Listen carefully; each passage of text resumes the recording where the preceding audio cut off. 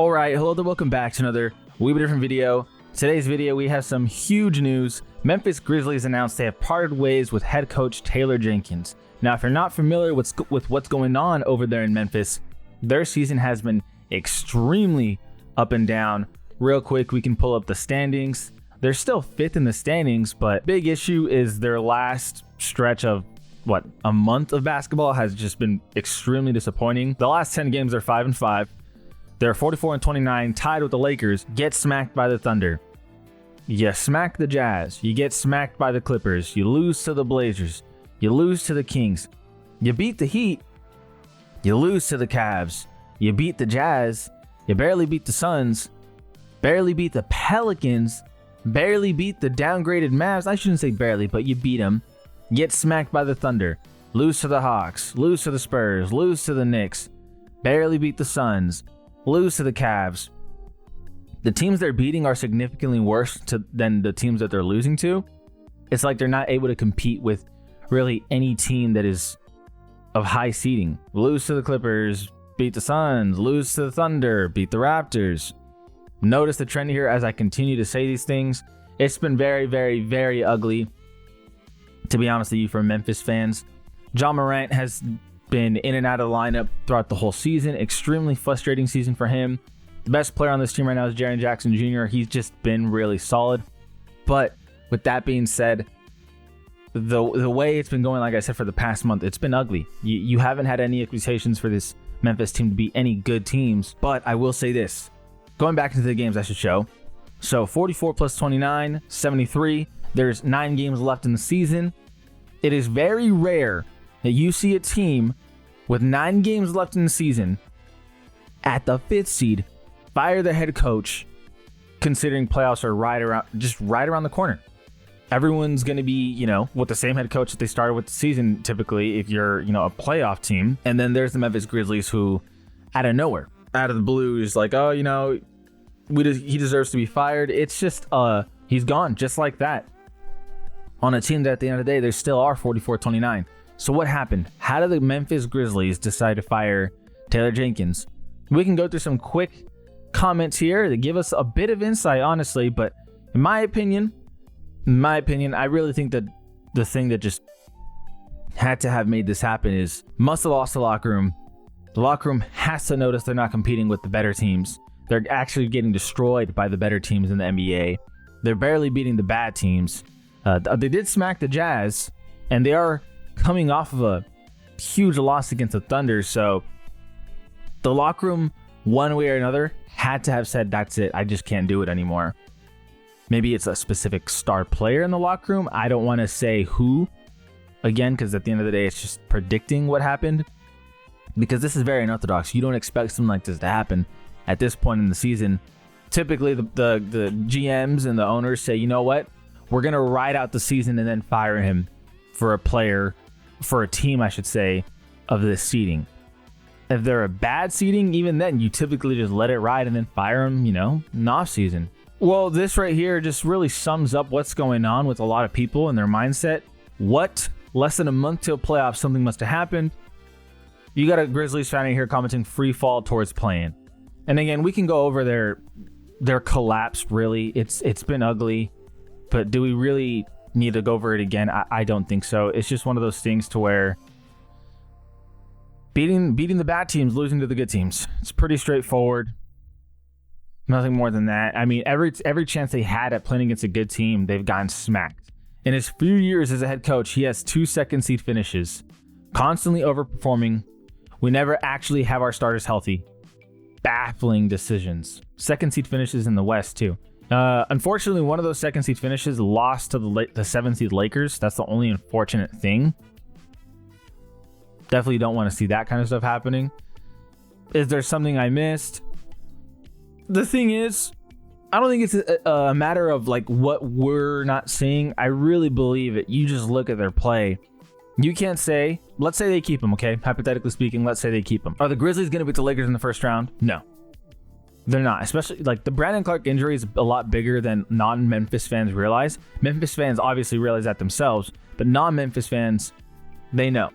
They don't know, I should say, how big of a loss that is. Let's say the Grizzlies end in the 5th seed have to play the Lakers, they would lose. If the Grizzlies end up playing the Nuggets somehow, they would lose. If the Grizzlies play the Rockets, that one would actually be interesting just because Rockets' lack of experience. I would lean Rockets definitively, but that could be really interesting. I don't even think there's a way for the Grizzlies to play the Clippers. Technically there is, because they could still end up 3 seed.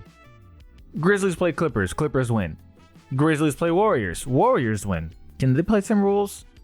Yes, they can. It's very unlikely, but let's say Grizzlies play Timberwolves. Timberwolves win. It's one of those things to where even if you do keep Taylor Jenkins, it's not going to change the outlook on the playoffs. There is speculation that, again, keyword here, this is literally the keyword here. I don't want anyone, seeing this and thinking, oh, he's clearly saying this is what it is. No. There is speculation that the new interim coach, I got to pull up this poster real quick. Memphis Grizzlies are naming Tuomas Lisalo, if that's how you pronounce that, as interim head coach. Hoops Hype official has learned he joined Memphis as an assistant coach this season after previously being head coach of Paris basketball. He was Euro Cup Coach of the Year and won a Euro Cup title in 2024.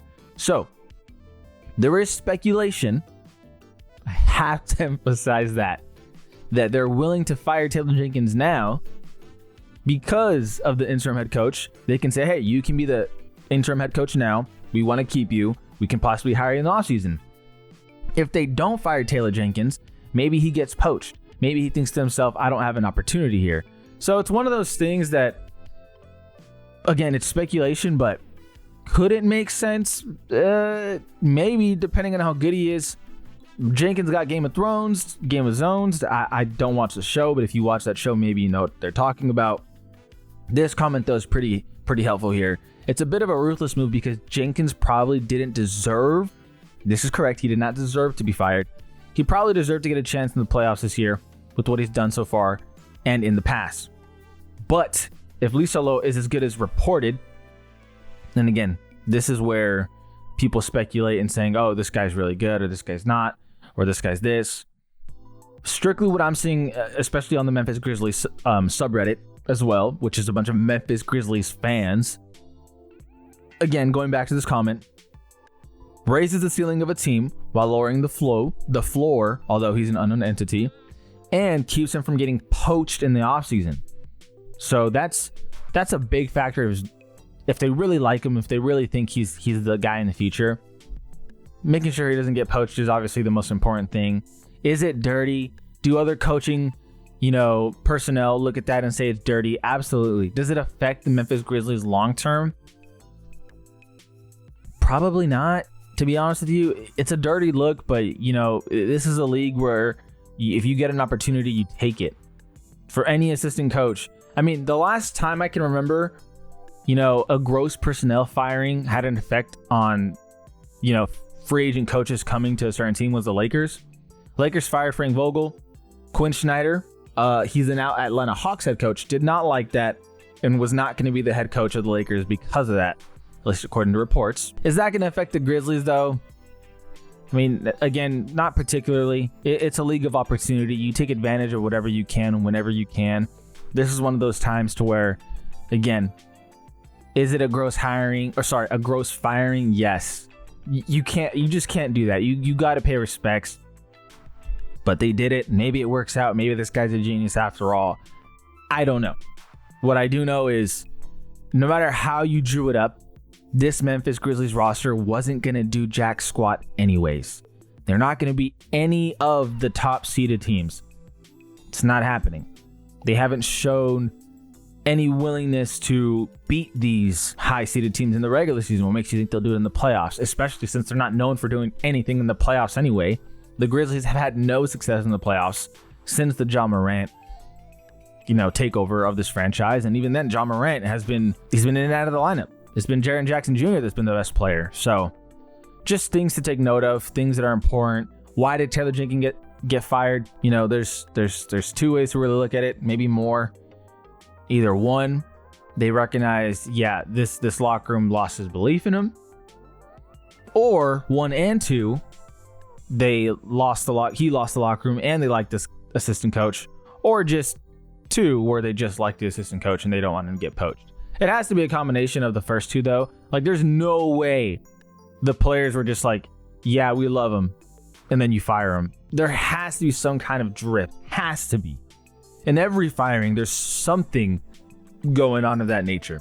Let me know what you guys think, though. Is this a firing that you approve of? Is this a firing, if you're a Memphis Grizzlies fan, that disgusts you or you're happy about? Again, it doesn't change jack squat about the postseason. Whether he's there or he's not, this team's just not good enough to compete. But it is still very shocking, especially as an outsider looking in, to say, hey, what's going on over there with that franchise? And then they're firing their head coach who's had regular season success, who, you know, is a winning coach in terms of the regular season record, even to this very day, 44-29, for them to just fire him. That's just super unorthodox. Wow. Let me know what you guys think, though. As always, I greatly appreciate you guys for watching. Feel free to like and subscribe. It goes a long way to help with the channel.